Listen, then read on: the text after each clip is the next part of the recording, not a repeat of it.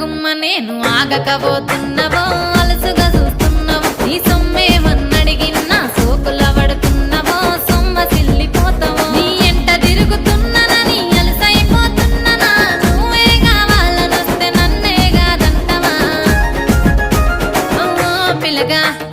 ఓ పిల్లగా యహో పిల్లగా ఎంకటేశు చూడకపోతుంటవో కానకపోతుంటవో నా పిల్లగా ఎంకటేశు చూడకపోతుంటవో కానకపోతుంటవో